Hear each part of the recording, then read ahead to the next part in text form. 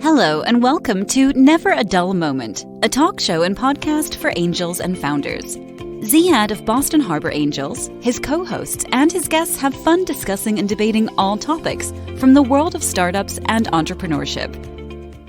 Enjoy. Hey Ziad, how's it going? Hey Marian, how are you? Happy holidays. Same to you. Look at the three of us. Huh? Travel buds. Jet setters, ready to take on the world. The three of us? Yeah, you, me, my emotional support puppet, Gareth. You know I can't fly without him. You're a pretty lady, Marian. Okay, Gareth, don't be so saucy. I'm definitely going to need some wine on this flight. Yeah.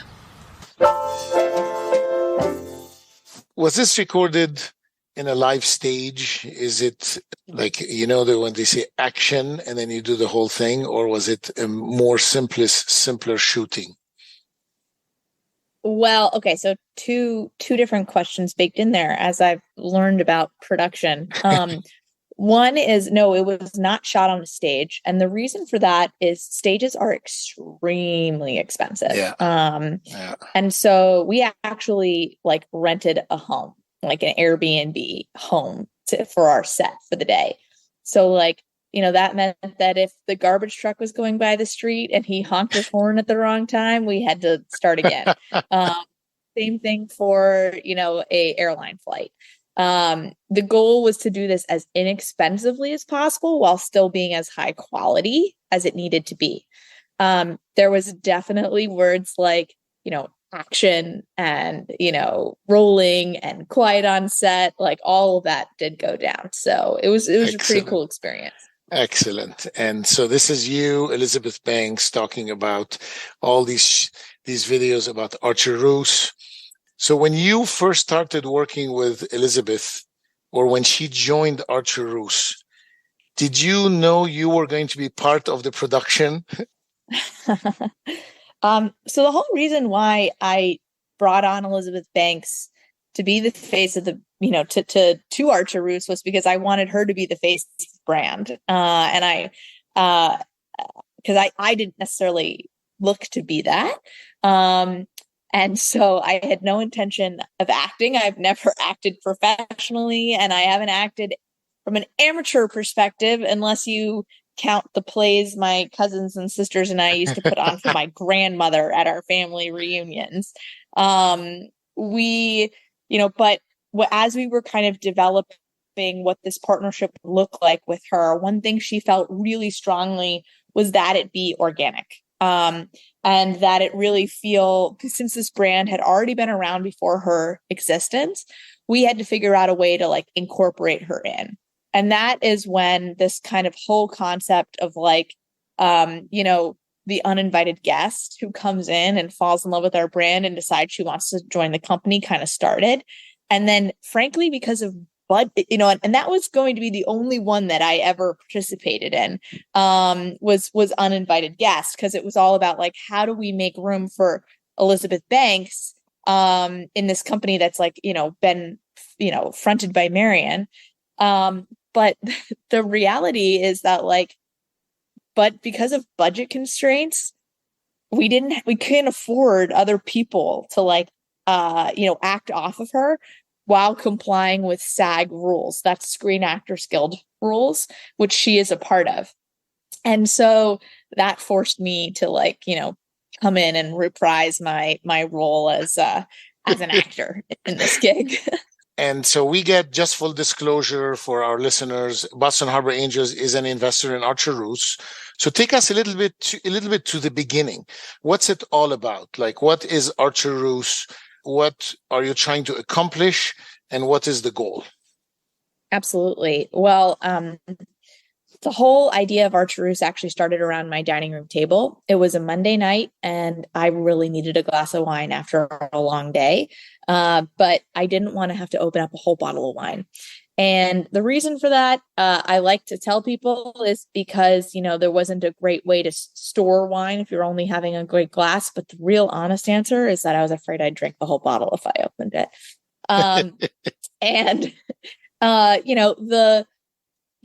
That kind of started a conversation with my husband about, why weren't there great brands in wine that really allowed you to have a single serve option, or as I like to put it, a format to fit your lifestyle? The wine industry really pushes this idea of like the ceremony and circumstance behind every bottle, even though most of the wine that's consumed in the United States is consumed, young. 97% is consumed 72 hours after purchase. It's less than 2 years old, and it's just to accompany a dinner on a weeknight. So this really started us on this quest of how could we build a wine brand that's actually focused on the end consumer and not on these kind of preconceived notions that the wine industry has. And it kind of just distilled, or can be distilled down to a couple of points. The first one was that we wanted to make sure that we were really offering high quality wine that was terroir driven.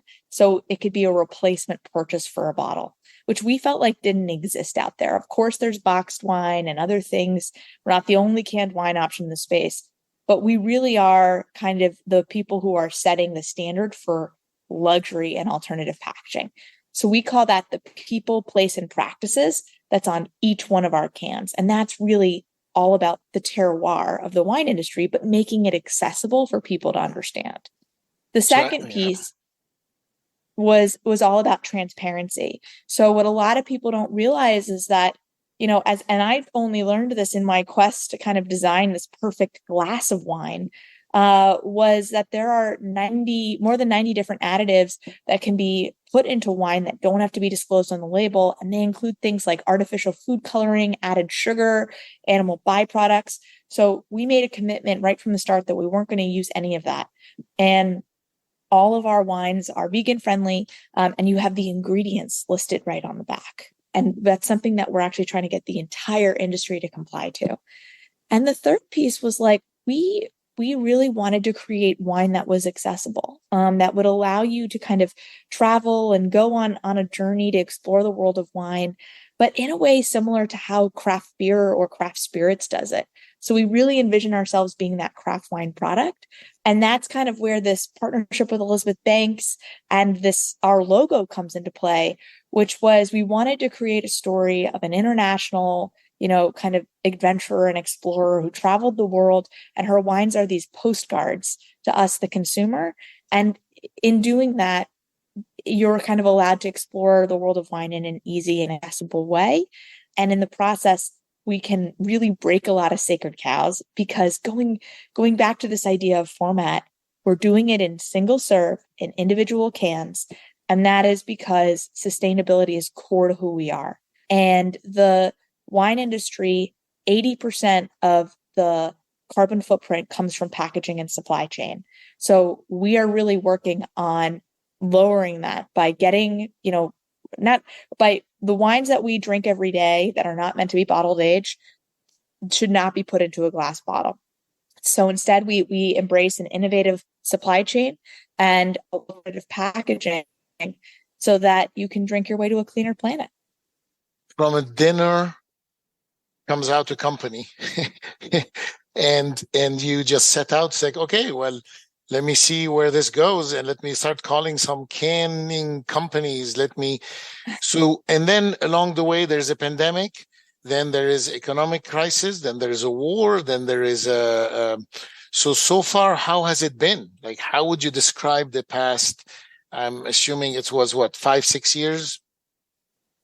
They've been a roller coaster ride for sure. I mean, like I was saying, I just had lunch yesterday with a friend of mine. He's like, I'm just praying 2023 is back to normal. And in my head, I was thinking, what does back to normal even mean? I mean, between this war in Ukraine, to your point, the pandemic, before that, it was tariffs. It's been like one thing after another.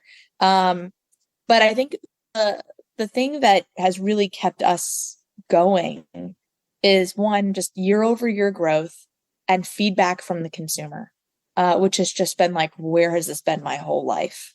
And ultimately, particularly if you're trying to change an industry, it starts by changing one person's behavior. And the feedback that we've gotten that like, man, this really speaks to me is what has kept us going. And it's been validated, with every major account that we've won. During this journey, do you feel that people now accept canned wine in a much, much easier way? Look, like I think we're seeing wholesale industry changes. So when I started 5 years ago, like I felt like I was laughed out of every room that I walked into. Uh, but what's happened in the last 5 years is a few things. One is that the cost of glass has skyrocketed. The second is that, climate change and this idea that it's our individual responsibility that we need to take accountability for and make individual choices has really driven a lot of change.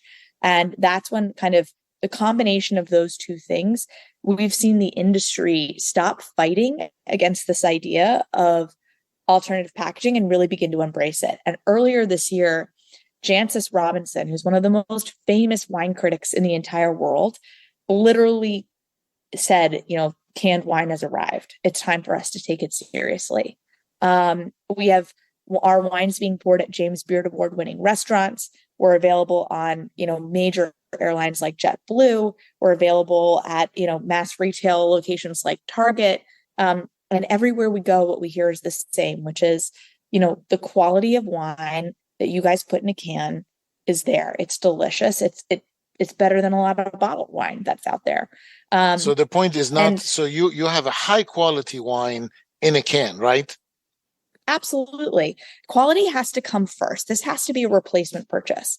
But the other thing that I would say that's changed, Ziad, is like, look, you can put bad wine in a bottle. The format is just the format. What matters is like, how does the wine perform in the vessel? Because up until the 1970s, most wine that was produced around the world was not put into a bottle. It was actually, in a variety of different formats. And it wasn't until the global standardization of packaging that was brought on by US Congress, blessing the 750 milliliter bottle for taxation purposes, that bottled wine became as ubiquitous as it is. So what we're seeing is kind of a reversal of this to reclaim a more ancient tradition of what's convenient for the drinker. Now, in order for the wine to be, to stand up and to really be embraced, the quality's got to be there. And that's one, the quality of the wine that you put in the can, but also the process of how you can wine, which is different than bottle. And the reason for that is cans are hermetically sealed. They, don't have any light exposure because they're opaque, unlike glass bottles. And so they're actually a great way to preserve the freshness of wine. But you can't take wine that was meant to be bottled and put it into a can and expect it to perform the same way. You have to start making steps in the vineyard, thinking this is wine that's meant to be drunk right away. So I need to be conscious of steps that I take here in order to make sure that I get that great glass of wine on the back end. And that's what we do differently. And I think that knowledge sharing that we are doing as a consequence of that is what's driving change in the industry overall. So you stuck with 4 SKUs, right? How many wines do you have? We actually have 6 SKUs. 6 now? 6, yeah. But they're our core. We have core SKUs, and that is really aligned with our philosophy is on-trend varietals from the most marketable regions that those varietals are from. And we have, sparkling is the hottest segment in the wine industry today. So we have a Prosecco and a bubbly and a Rosé Prosecco wine, which we call bubbly and bubbly Rosé. Then we've got Provence style Rosé from France, a Pinot Grigio from Italy, a Malbec from Mendoza, Argentina, and Sauvignon Blanc from Casablanca, Chile. How did things change? And I know the pandemic threw a curveball at you like crazy. And can one order wine now online? It's just you were trying to get into restaurants, but everything has changed in the past 3 years. So what changed from the past 3 years in how you sell the wine and how you're trying to get to market? Yeah, so we have historically built this company in what's called the on-premise. So that means bars and restaurants. And the reason why we did that was because we realized that except for super high, except when you buy that $100 bottle of wine off the menu, most wine programs are supported by your wine by the glass. And it's actually a really unprofitable system for a lot of restaurants. They're very conscious of price per ounce. There's a lot of waste. And so we went in and we really sold them on, here's a way to have a controlled pour, one-to-one inventory management, no waste, fresh glass of wine every time, and a great price per ounce so you can sell more. That all changed during the pandemic when, of course, 80% of our revenue dried up overnight. And instead, we had to pivot hard, and we pivoted into D2C so that we could sell and ship directly online to consumers, and also into retail. And not just any retail, but the other change that really happened during the pandemic was that consumers really started buying their wine at grocery and mass retail. So that's really where we went after our core consumer. And over the last 2 years, we've opened up Kroger, Target, Cost Plus World Market, Hannaford's, and so much more. In states where there's liquor or wine at these stores, right? It varies from state to state. That's true. Basically, the whole country outside of the Northeast. The Northeast continues to be our independent darling. And frankly, it's also still where most of our wine is sold through bars and restaurants. Through bars and restaurants. During the pandemic, and through the pandemic, we leaned into that still as takeout became the kind of the norm. We helped our restaurants set up, digital platforms so that you could add a glass of wine to your cart, and that was a can of Archer Roose. But I just want to go back to the challenges. I mean, what else can happen? I mean, it's supply chain. You had to deal with that. You had to deal with the pandemic. So people don't understand how tough it is to be an entrepreneur and have to deal with all these challenges. And what would you say to someone starting a new company right now? Don't do it. No, look, I mean, you have to really love what you're going to do. Yeah. Something has to drive you that is beyond reason, because the only thing that really separates great entrepreneurs, or I should say entrepreneurs who are successful and the entrepreneurs who aren't, and in this case, we're just judging success by are you still here? Is persistence and grit. You don't have to have the best idea, or even if you have the best idea and the best team and you've raised a bunch of money, it's no guarantee. You have to be flexible. You have to constantly be willing to shift. And the only way that I can say that gives you the strength to do that is really hone in on what your mission is. And for me, fundamentally, a glass of wine to me was really about having this opportunity to connect with myself at the end of a crazy day, having the opportunity to split a can with my husband and catch up on our day, while we, gave our son a bath. And those were the moments that really kept me going and made me realize that there was a place for what we were trying to do. And that's what gave me the fuel to keep going. And ultimately, I think that's the thing that separates the pack. And the simplicity also of the business, right? You didn't try to be everything for everyone. You stayed in your lane. So did you ever feel pressure to do more, to get out of your lane, to try to be something you're not? Yes. In fact, it still happens. Here's an example. So during the height of the pandemic, I had a investor who'd written a pretty sizable check into our company call me up and say, you have to go completely D2C. You need to abandon your wholesale business right now. And I said to them, I was like, I'm just not going to do that. And they were like, well, why? The future is D2C. Direct to consumer. Yep. Direct to consumer. And I said straight out at the time, I was like, I don't believe that. I don't believe that. I believe that scale is achieved in wholesale. And ultimately the strategics are only interested in brands that can demonstrate that they can perform in wholesale. And so I'm going to use D2C to kind of get through the pandemic, but I'm most of my resources are still going to go to wholesale. And he literally said, you're crazy. You're never going to get another cent from me, and hung up. Well, 6 months to a year later, we had launched into retail. Our business was up 100%. year over year. And yes, my D2C comrades were doing pretty well. But then what happened in June was Apple kneecapped every D2C company across the board. In June of 2021, they changed their privacy settings, and it fundamentally changed the D2C landscape.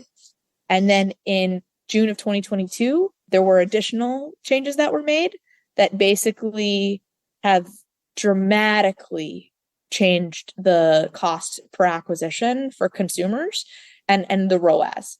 And frankly, D2C today, at least in alcohol, is completely unsustainable. And you've seen that as a lot of alcohol brands who were D2C focused have folded.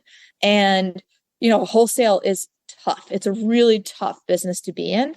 But I really feel like our business was validated in sticking to our guns through this pandemic and, demonstrating, what we could do. And as a consequence, that's how we got Constellation to the table, to become, Constellation Brands, which is a Fortune 500 company and the largest publicly traded wine company in the US, is now an investor in Archer Roose. Nice. Yeah. So is your brand available everywhere in the US? How many states are you in? Yeah. So we are, as of October, we're available in 41 states across the country and in Targets across those states. And then we have, as well as increasingly Kroger and a number of other major retailers. And if you're interested in trying Archer Roose, I suggest two things. You can either go on our website to find us, type in your zip code, and it'll populate where the stores are nearest to you. Or we also have our D2C, if that's more convenient for you, where we can still ship directly to your door. Looking back also as a female founder, because that's something important to discuss. Was it challenging? Do you find now things are easier for female founders to start a business, raise money? How has it been? Yeah, well, first of all, we definitely talk about female founders more, and we definitely talk about the problems that exist within making capital available. But I would say the same problems for female founders persist for founders of people of color. And I'm just looking at the numbers here. It's not, I know the buzz all around us is that this feels like all we talk about. And I've even had some white male founders who are trying to raise right now say to me like, oh, well, it must have been easier for you because, the environment, everyone wants to invest in it. And if you and my response was the same. I was like, look, in 2019, VC had the highest dispersion of capital into female founded companies at 3%. 3% of total dollars that were invested 3%. Went to female companies. In 2020 and 2021, that number actually went down and hovered at about 1.9%. So again, like the reality is like the numbers don't lie. I would say that it's still a challenging time. And I think it happens on kind of two different planes. One, there is an association bias, right? Like for early founders, you're generally raising money from people who know you because that's sometimes the only metric that you have to go off of to make a decision. And, a lot of the structures that have existed, the kind of, for lack of a better term, I'm sorry to be pejorative, but the old boys network still persists. And so that's kind of how a lot of early ideas get funded so that when you actually get to that Series A, Series B, just by just by sheer math, there are just more male founded companies available to invest in. So I don't blame any single individual. It's more of just like how we think through how companies are supported from end to end. That's what we have to do. And the reality is that I'm a privileged, white woman. So I think the problem is even harder for women of color to go out there and do this. And what we need to do is not only talk about the problem, but really assess the structural inequities that exist and figure out ways that we can combat them. But I can say that for myself, what I'm really proud of is like I've started conversations among my friends that I went to school with, my friends that I went to summer camp with, of like, guys, let's build the old girls network. Like, we are a generation of women who now control our own capital. the way that we really create wealth is not by demanding a seat at a table, but buying it. And it starts by, really supporting each other as we go out and we do these big things. And I think that's also how these conversations start and how real inequity is, begins to be resolved. And of course, this issue is complex on so many different levels, but that's my very surface answer in terms of how I see the problem and how I hope that over time, we as an investment community, which, I hope to join, like we can all be part of the solution. Well, also just saying and then, one of the things that I've always been really proud of my association with Boston Harbor Angels was just the extent of all of your support for female founders. You have a really diverse founder cohort, and it's part of the reason why I love working with you guys so much. Yeah, and then having role models, like having people like you out there, will show example to others to try to do it. That it is founders come in all genders, minority groups. Everybody can be a founder. So that's a great story. If I could add one caveat to that, it's not just genders and colors. I would also add it stages of life. I'm a young mother, and I gave birth to my son during the pandemic. And I actually credit my newborn baby, not just with sleepless nights, but with giving me the grit to want to succeed, even when everybody around me suggested that I change my business model or close my business or whatever. I think there's also a lot of fear around, how does a mother also become an entrepreneur? And the reality is those same skill sets apply to both.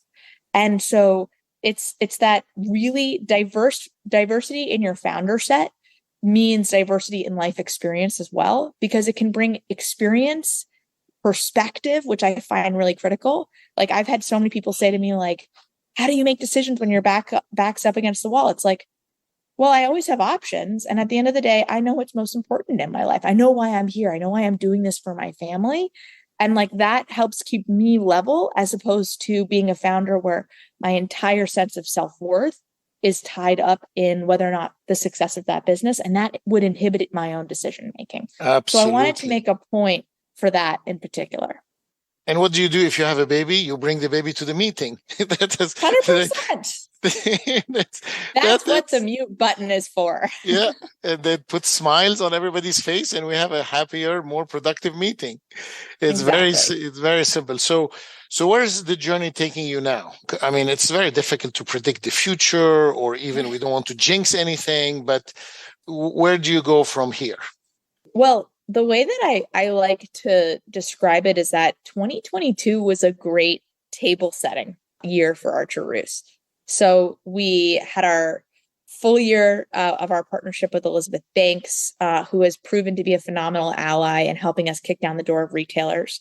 We've signed national contracts with not one, but two major distribution companies to help service the entire United States. We have turned on major retailers, and we have huge brand awareness opportunity with JetBlue.